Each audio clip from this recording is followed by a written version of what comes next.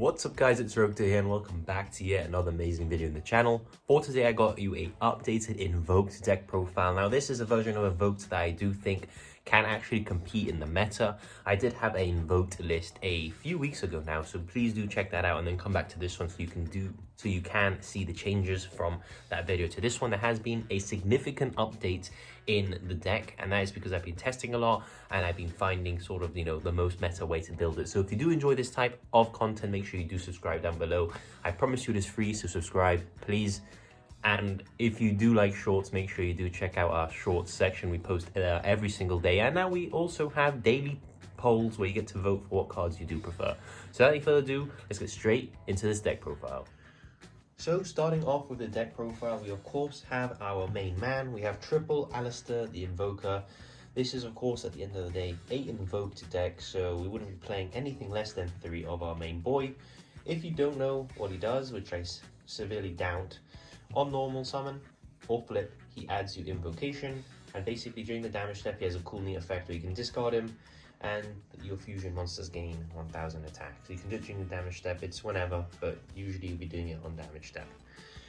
Moving on to accompany our Alistair, we have triple of the Magical Meltdown. This is essentially copies number 4, 5, 6 of our Alistair, but this is probably the best card in our deck.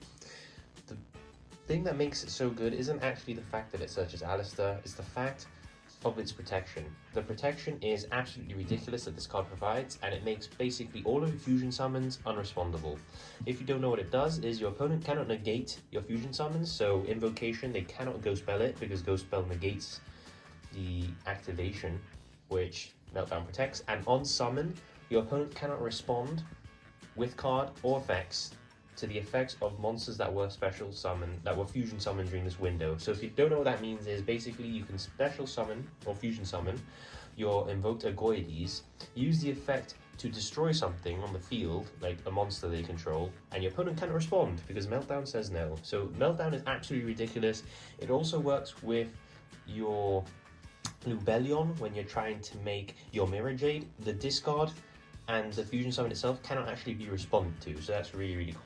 And Meltdown is a 3 of in any single build, and it's ridiculous. Accompanying, to finishing off the engine, I guess you can say, we have double Invocation, and then the one Terraforming just to round off the Invoked package here. Usually, Invocation I play at 2 because, Crow and Bell are quite prominent, especially Crow. If they banish your Invocation and you only play 1, that's your entire engine gone. So I am playing 2, but I do find that when I am siding, I do side 1 Invocation out because I don't really want to be seeing 2 Invocations in my hand. I don't want to be seeing any Invocations in my hand really when I'm going second, and I'd rather be seeing the board breakers. So if I am going to go second, I do typically side 1 out, but I'm playing 2 for now in the main because DD Crow, if they Crow the Invocation, you basically have no way of getting it back, and that shuts off your entire Invoked engine. So that is it for the Invoked package. Let's now move on to my new addition. We have Bestial. So we have 2 of the Bestial Lubellion, 2 of the Bestial Magna Mutt, and 1 Bestial Druis Worm. Now, why exactly am I playing these cards? Well, if you haven't read the Bestial cards, I suggest you do. They are absolutely ridiculous, all of them. Lubellion is the most important one because it can discard itself and add you any of these, but that's not the important part. The important part is that he's a light. And the fact that he's a light means that you can discard Lubellion, search your Magnum or Druis Worm, normal summon Alistair, and you immediately have a light already in the graveyard. That's important because Branded Fusion usually conflicted with Alistair in the terms of if you do link to get that light monster from your extra deck to make them a Makaba, you cannot activate Branded Fusion. But now, since you have an easy accessible light that you can discard to gain a Bestial monster from your deck to your hand, it basically just boosts the deck to a whole new level.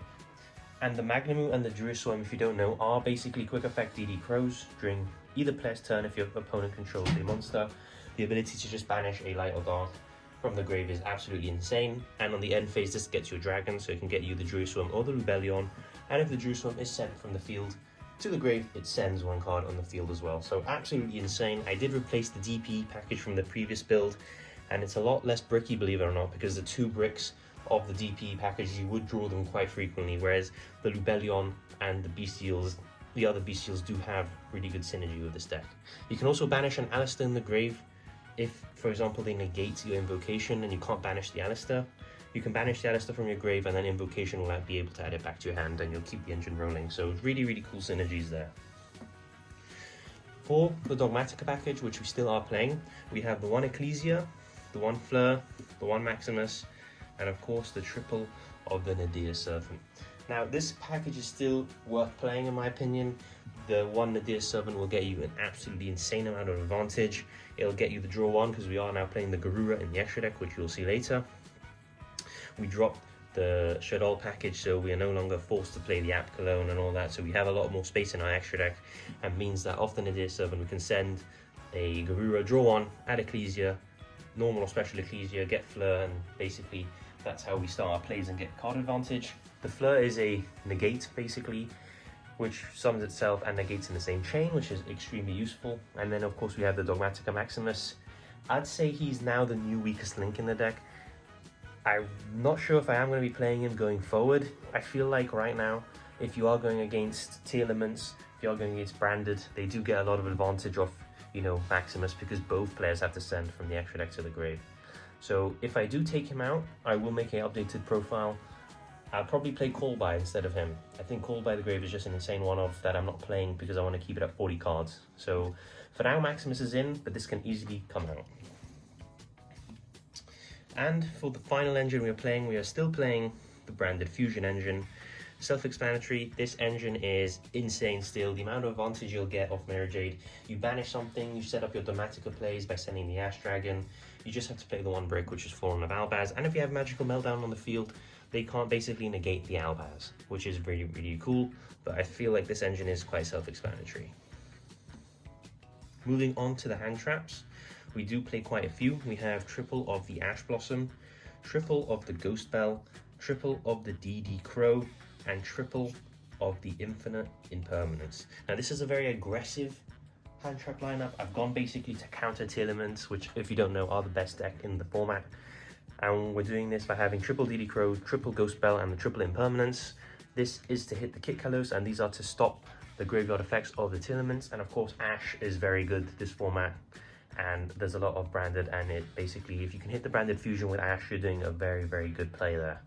So this is the hand traps I'm playing. You can of course change them. I feel like these are extremely strong right now in this format. And for the 4 cards we are playing that aren't engine or hand traps, so technically our little 4 flex spots, we have 2 Pot of Prosperity and 2 Ultimate Slayer.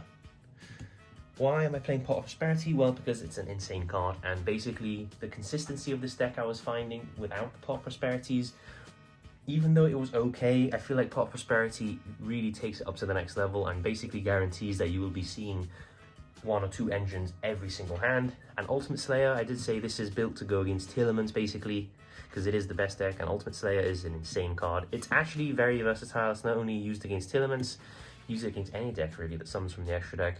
The only thing you can't hit with this build is Xyz, but they're not that popular right now. You can hit pretty much every other summoning mechanic from the extra deck. So that is why I'm playing these cards, and I will be moving on to the extra deck. Moving on to the extra deck, there has been quite a lot of changes here from the last profile, so let's get straight to it.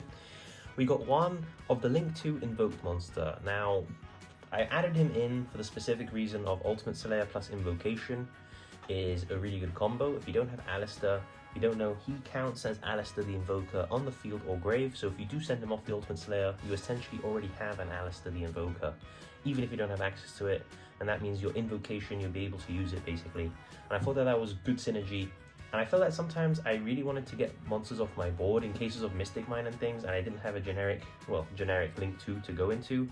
And he takes 2 monsters of different types and different attributes, and since there's so many different engines, that's kind of easy to do.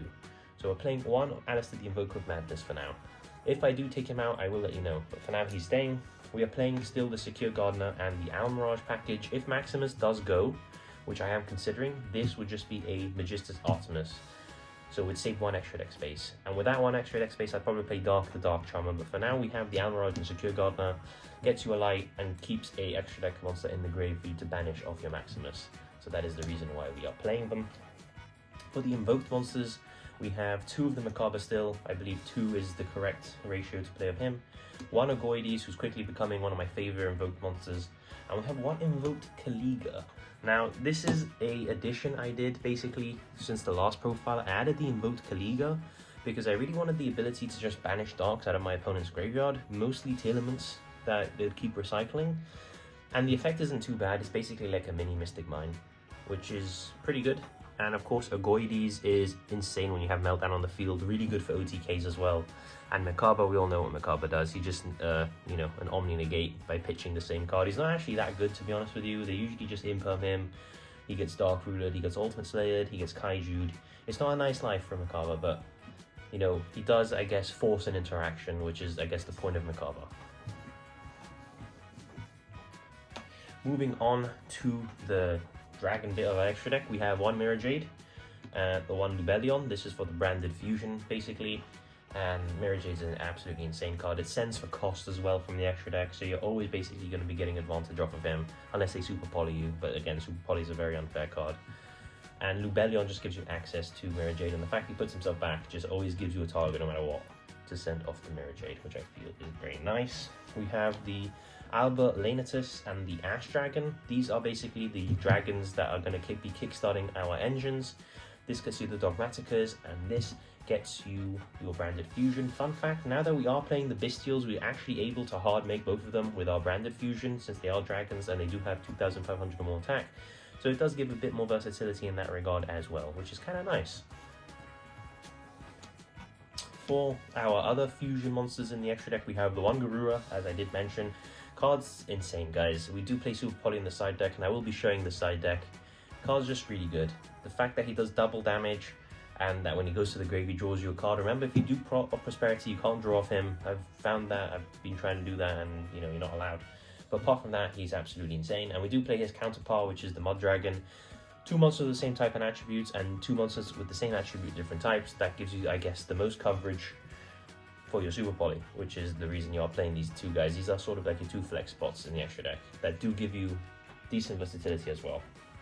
We're playing the 1 Entis, which again, you know, off the Dogmatika, just basically gives you a pop for free, and I wouldn't take it out. I love Entis. The fact it's a light as well, the fact you can banish this with a Goides to gain 2,500 attack, it's very versatile. And for our last card, we're playing the 1 Sideframe Lord Omega.